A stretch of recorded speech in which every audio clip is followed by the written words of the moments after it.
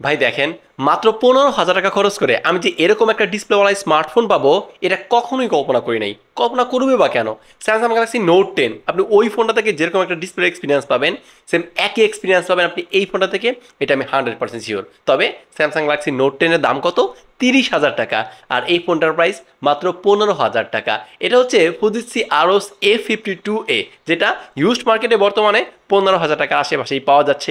এখন এই প্রাইস রেঞ্জে এই ফোনটা কেমন? এই ফোনে শুধুমাত্র কি ডিসপ্লেটাই ভালো? ক্যামেরা, পারফরমেন্স এগুলো কেমন?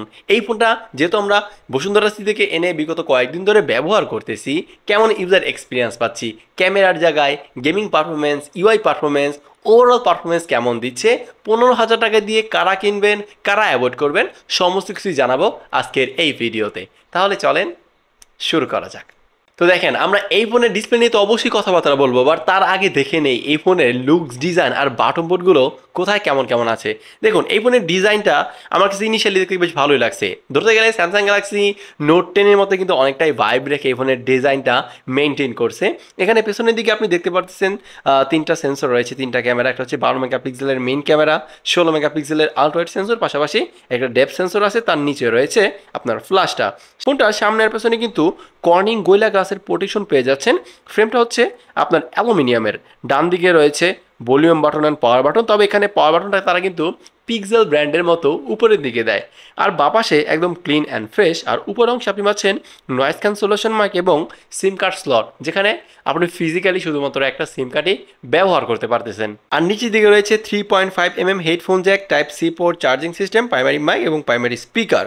ফোনটা কিন্তু ছোটোখাটো, হ্যান্ডি অ্যান্ড কম্প্যাক্ট, এক হাতে খুব ইজিলি ব্যবহার করার মতো একটা ফোন আমার কাছে মনে হয়েছে।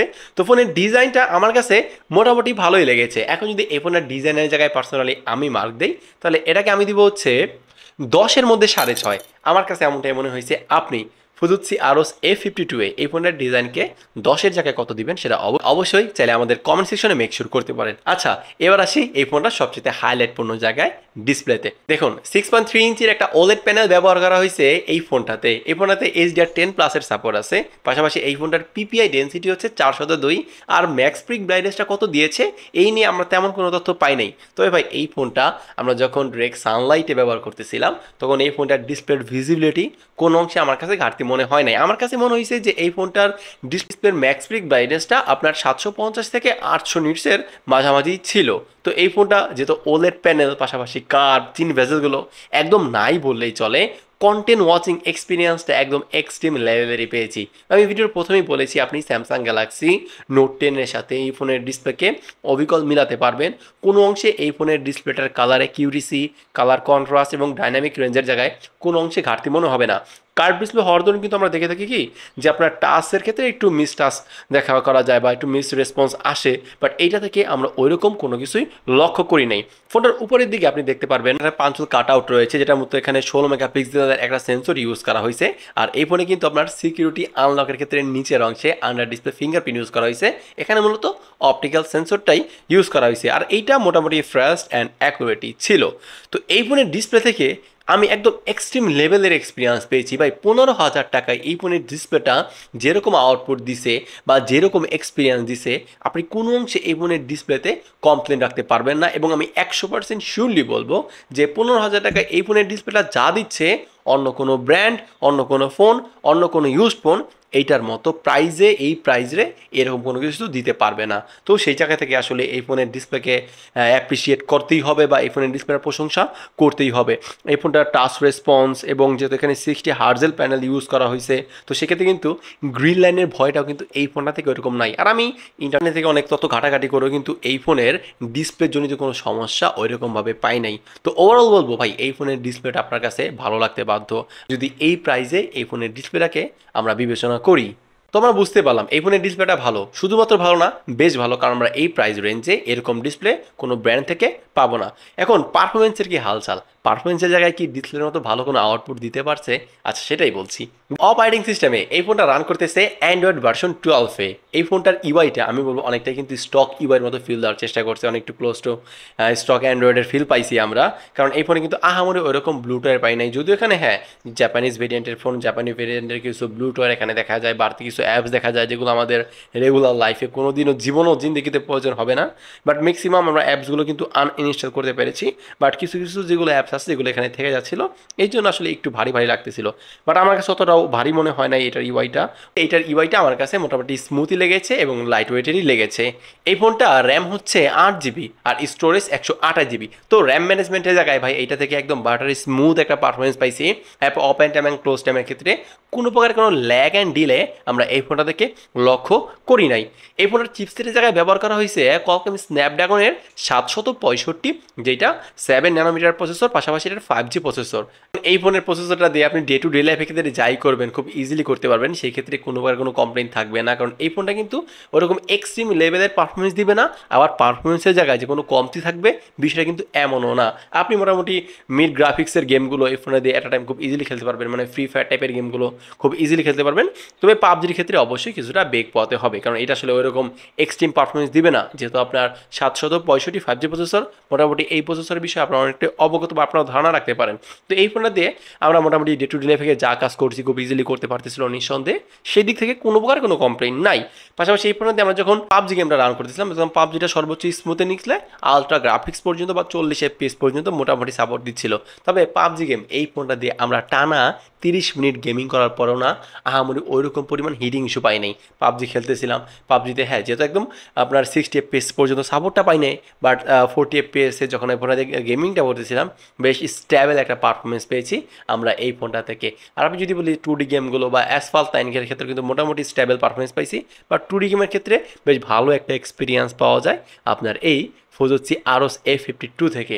তো এই ফোনটা গেমিং সেশনেই এই বাজেটে কোনো অংশে যে পিছিয়ে আসে বিষয়টা কিন্তু এমন না। আপনি যদি 15,000 টাকা খরচ করেন এটা চেতে যে একদম ভালো প্রসেসরওয়ালা ফোন পাবেন বিষয়টা কিন্তু আবার এমনও না। এই প্রাইস পয়েন্টে এই ফোনের চিপসেটটা যা পারফরমেন্স দিচ্ছে এটা ক্ষেত্রে আমি বেশ হ্যাপি আছি, কারণ আমি তো আসলে ওইরকম পরিমাণ পাবজি গেমটাও খেলি না, টুকিটাকি গেমিং করি, টুকিটাকি গেমিং অবসর সময়গুলো পার করি। আর যে 765 এই চিপসেটরাও গেমিং করার জন্য কোনো অংশে পিছিয়ে নয়, পাবজি গেমটাও বেশ ভালো মতো কিন্তু এইটা ফোনটা দিয়ে এট টাইম খেলতে পারবেন। তো সেই ক্ষেত্রে gaming performance, day to day লাইফের নর্মালি পারফরমেন্স এবং পাশাপাশি মোটামুটি অনেকটাই ক্লোজ টু স্টক অ্যান্ড্রয়েডের ফিল, সব কিছু মিলে এই ফোনের পারফরমেন্সটাও আমাকে হ্যাপি করেছে।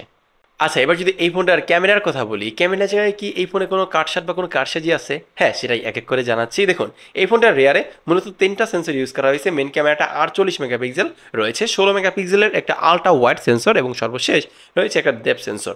এখন এই ফোনের মেন ক্যামেরাটা মোটামুটি র টাইপের ছবি ক্যাপচার করে, ওরকম আহামরি কালারের পপটা বা বুস্টিং লক্ষ্য করি নাই। তবে ছবিগুলো প্রতিটা ছবি আমি দেখেছি কিছুটা স্যাচুরেট করে দেয়, হালকা লালচে লালচে একটা আউটপুট দিচ্ছিল এই ফোনের মেন ক্যামেরাটা। যেহেতু এখানে 48 মেগাপিক্সেলের সেন্সর ইউজ করা হয়েছে, ডিটেলসের পরিমাণ আমরা বেশ ভালোই পেয়েছি।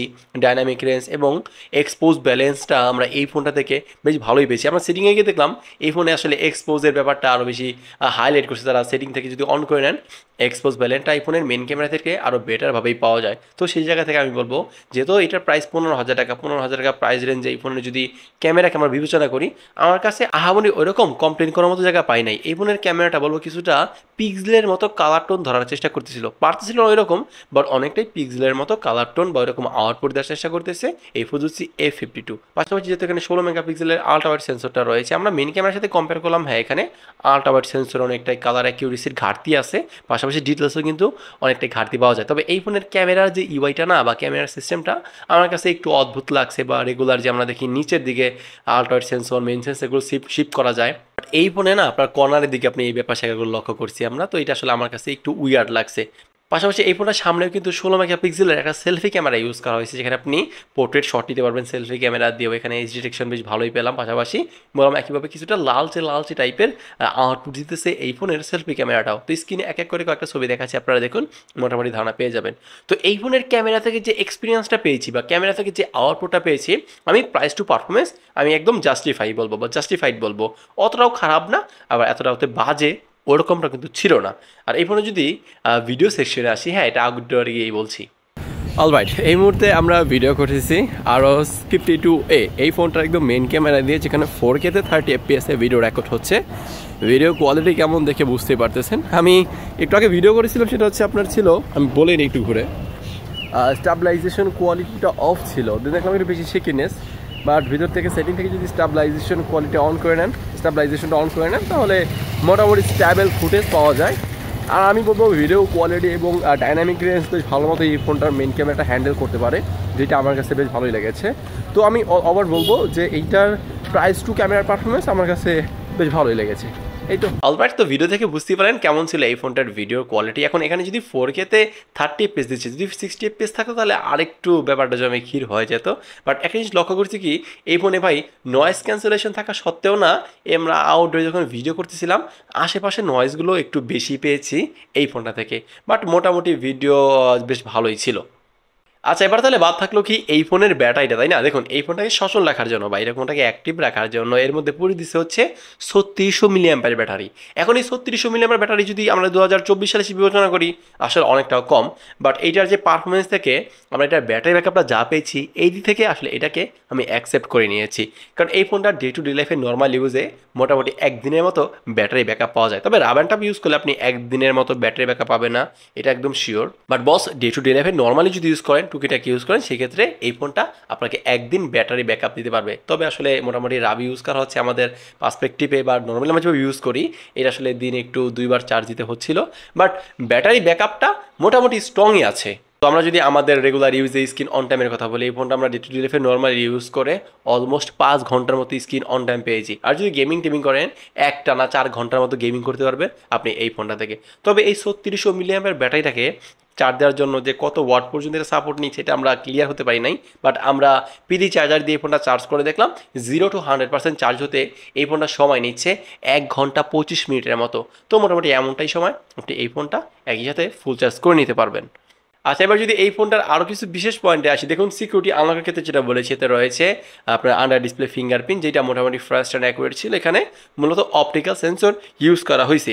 আর এই ফোনটা আইপি রেটিং 65 and 68, এটা পানির নিচে সারভাইভ করতে পারবে। তবে আমি বলবো ভাই, ইউজ মার্কেটের ফোনগুলো পানির আশেপাশে না নেওয়াটাই বেটার। আর পাশাপাশি এই ফোনে কিন্তু কন্টেন্ট ওয়াচিং এক্সপিরিয়েন্সটা আরও বেটার করার জন্য এতে রয়েছে স্টুডিও স্পিকার, সাউন্ড কোয়ালিটি এইটা মোটামুটি অ্যাভারেজের কাতারে রাখা যায়। ডিসেন্ট বলবো না, খারাপ বলবো না, অ্যাভারেজের কাতারে রাখছি, কারণ প্রাইস টু পারফরমেন্স আমার কাছে মোটামুটি ঠিকঠাকই লেগেছে। তো এই তো ছিল এই ফোনটার ওভারলুকস, ডিজাইন, কনফিগারেশন এবং পারফরমেন্স, যেটা আমার ইউজার এক্সপিরিয়েন্স থেকে আপনাদেরকে জানিয়েছি। এখন আমার ইউজার এক্সপিরিয়েন্স কি বলে, যে 15,000 টাকা দিয়ে এই ফোনে কি পার্সোনালি আমি আপনাদেরকে সাজেশন করবো নাকি করবো না? এখন দেখেন, এই ফোনটা সাজেশন করার আগে কিছু বিষয় অবশ্যই মাথায় রাখতে হবে। দেখুন, এইটা যেহেতু আমাদের রেগুলার ব্র্যান্ডের বাইরে ফোন, মানে আপনি এই ফোনটা কিন্তু স্যামসাং, অপো, ভিভো ওগুলোর মতো অ্যাভেলেবেল অ্যাক্সেসরিজ বা ওইরকম সার্ভিস সেন্টার আপনি দিয়ে দেখতে পাবেন না। এখন এই ফোনটা যেরকম প্রাইস রেঞ্জে যা যা দিচ্ছে, নিঃসন্দেহে এটা ভ্যালু ফর মানি, নিঃসন্দেহে চোখ বন্ধ করে এইটা রিকমেন্ড করার মতো একটা ফোন। এখন দেখা গেছে কি, আপনি এমন একটা ফোন কিনলেন, ওইটা নষ্ট হয়ে গিয়েছে, আপনার হাত থেকে পড়ে গিয়েছে, তাহলে কিন্তু নষ্ট হওয়ার পর আপনি কিন্তু রিপেয়ার করতে পারবেন না। এইটা বিবেচনায় রাখতে হবে। এই জন্য এই ফোনগুলো আপনারা কিনতে পারেন, তবে খুব সেভে ইউজ করতে হবে। আর পাশাপাশি দেখলাম কি, এইটার যে ব্যাক কাভারটা না, আসলে বাংলাদেশে আমি এরকম অ্যাভেলেবেল পাই নাই। দারাজে সার্চ করে দেখলাম ব্যাক কাভারটা পাওয়া যাচ্ছে না, বা স্ক্রিন প্রোটেক্টরটা আপনি পাবেন, ওইটা 150 টাকার মতো প্রাইস রেঞ্জ পড়বে। তো মোটামুটি স্ক্রিন প্রোটেক্টর লাগিয়ে নেবেন, পাশাপাশি ট্রাই করবেন পিছনের দিকে একটা পলি লাগিয়ে নেওয়ার জন্য, যে মোটামুটি একটু ফোনটা একটু সেফ থাকে। তো সেই জায়গা থেকে আমি বলবো হ্যাঁ, নিঃসন্দেহে আপনি যদি একদম এক্সট্রিম লেভেলের গেমার না হন, বা আপনি মোটামুটি গেমার হন, তাদের ক্ষেত্রে কিন্তু এই ফোনে সাজেশন করা যায়। পাশাপাশি এই ফোনের ডিসপ্লেটা বেশ ভালো। যদি আপনি কন্টেন্ট ওয়াচিং এক্সপিরিয়েন্সটা একদম এক্সট্রিম লেভেলে নিতে চান, বাজেটটা 15,000 টাকার আশেপাশে, আপনি বেশিরভাগ সময় ভিডিও দেখেন, স্ক্রলিং করেন, টিকটকে ভিডিও দেখেন, ফেসবুকে ভিডিও দেখেন, বাট কন্টেন্ট ওয়াচিং এক্সপিরিয়েন্সটা যদি স্যামসাংয়ের মতো করে নিতে চান, তাহলে অবশ্যই এইটা আপনার জন্য বেস্ট একটা অপশন হতে পারে। পাশাপাশি এই ফোনের যে পারফরমেন্স, সেটা কিন্তু কোনো অংশে কম না। ক্যামেরার ক্ষেত্রেও এটা বেশ ভালো একটা এক্সপিরিয়েন্স দেয়। তো এই ফোনের ক্যামেরার যে ইউআইটা না, আমার কাছে ওটা ভালো লাগে নাই, একটু অদ্ভুত লাগছে, একটু উইয়ার্ড লাগছে। আমরা যখন ক্যামেরাটা ইউজ করতেছিলাম কিছুটা চপি ফিলও করছি। পাশাপাশি ক্যামেরার ওই যে আপনার মেন ক্যামেরা থেকে আলট্রা ক্যামেরা যখন শিফট করতেছিলাম, এগুলো ডান দিকে রেগুলার ক্যামেরার মতো না, যেটা আমার কাছে একটু অদ্ভুত লাগছে। বাট ক্যামেরার পারফরমেন্স এমনি কিন্তু মোটামুটি এই প্রাইস রেঞ্জে বেশ ভালোই ছিল। 15,000 টাকায় এরকম একটা ডিসপ্লেওয়ালা স্মার্টফোন আপনি কখনোই পাবেন না। এই ফোনে যে শুধু ডিসপ্লে ভালো, ক্যামেরা খারাপ, বিষয়টা এমন না। এই ফোনের ক্যামেরাও মোটামুটি ভালো। এই ফোনের যে ইউআই পারফরমেন্স এবং চিপসেট পারফরমেন্স, আমার কাছে সব দিক থেকে এটা one of the best phone মনে হয়েছে, যদি আমরা 15,000 টাকায় এই ফোনটাকে বিবেচনা করি। এখন ভাই তবুও বলবো, দিন শেষে কিনা না কেনা এটা আপনার উপর থাকবে। এখন আপনি যদি এক্সট্রিম গেমার হন, তবে কিন্তু আবার এই ফোনটা ওইরকম সাজেশন করা যায় না। তবে এইটাও বুঝতে হবে 15,000 টাকায় আপনি কেমন পারফরমেন্সের আর ফোন পাবেন, বা গেমিং পারফরমেন্স কতটুকু ভালো দিবে আপনি যে ফোনটা কিনে না কেন। তো সব দিক থেকে বিবেচনা করলে আমার কাছে মনে হয়েছে এইটা বেস্ট একটা অপশন হতে পারে। যদি এই রিস্কগুলো নিতে পারেন বা একটু সেফটির সাথে চালাতে পারেন, তাহলে আমার কাছে মনে হয়েছে আসলে 15,000 টাকায় এইটা আপনার জন্য বেস্ট একটা ফোন। তো এই ছিল মোটামুটি আমার মতামত। তবুও ভাই দিন শেষে কিনা না কিনা এটা তো একান্ত আপনার ব্যক্তিগত সিদ্ধান্ত। এই ছিল আমার মতামত এই ফোনটার ব্যাপারে।